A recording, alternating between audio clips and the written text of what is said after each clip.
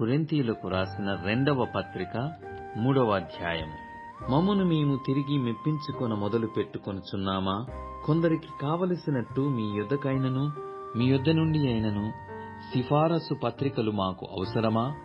మా హృదయముల మీద వ్రాయబడి ఉండి మనుషులందరూ తెలుసుకొనుచు నడుచుకొనుచున్న మా పత్రిక మీరే కారా?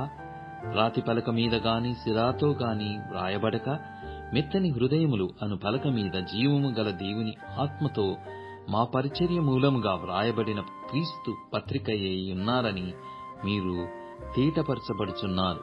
క్రీస్తు ద్వారా దేవుని ఎడల మాకిట్టి నమ్మకము కలదు. మా వలన ఏదైనా ఎనట్లుగా ఆలోచించుటకు మా అంతట మేమే సమర్థులమని కాదు, మీ సామర్థ్యము దేవుని వలననే కలిగి ఉన్నది. ఆయనే మమ్మను క్రొత్త నిబంధనకు అనగా అక్షరమునకు కాదు గాని ఆత్మకి పరిచారకులమనుకుట మాకు సామర్థ్యము కలిగించి ఉన్నాడు.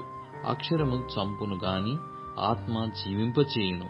మరణ కారణమగు పరిచర్య రాళ్ల మీద చెక్కబడిన అక్షరములకు సంబంధించినదైనను మహిమతో కూడినదాయను. అందుకే మోషే ముఖం మీద ప్రకాశించుచుండిన ఆ మహిమ తగ్గిపోవునదైనను ఇశ్రాయేలీయులు అతని ముఖము తీరి చూడలేకపోయిరి. ఇట్లుండగా ఆత్మ సంబంధమైన పరిచర్య ఎంత మహిమగలదయ్యుండునో, శిక్షావిధికి కారణమైన పరిచర్యయే మహిమ కలిగినదైతే నీతికి కారణమైన పరిచర్య ఎంతో అధికమైన మహిమ కలదగును. అత్యధికమైన మహిమ దీనికుండుట వలన ఇంతకు మునుపు మహిమ కలదిగా చేయబడినది ఈ విషయములో మహిమ లేనిదాయను. తగ్గిపోవునదే మహిమగలదయి యుండిన ఎడల నిల్చున్నది మరి ఎక్కువ మహిమగలదయి యుండును గదా. తగ్గిపోవచ్చున్న మహిమ యొక్క అంతమును ఇశ్రాయేలీయులు తేరి చూడకుండునట్లు మోషే తన ముఖము మీద ముసుగు వేసుకొనెను.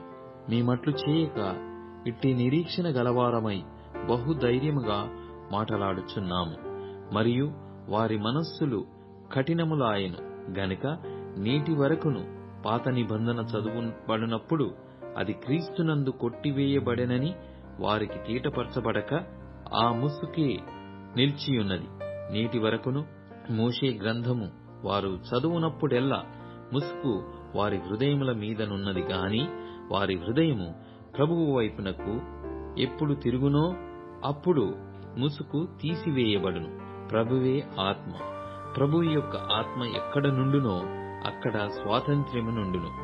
మనమందరమును ముసుకులేని ముఖముతో ప్రభువు యొక్క మహిమను అద్దము వలె ప్రతిఫలింపచేయుచు మహిమ నుండి అధిక మహిమను పొందుచు ప్రభువుకు ఆత్మచేత ఆ పోలికగానే మార్చబడుచున్నాము.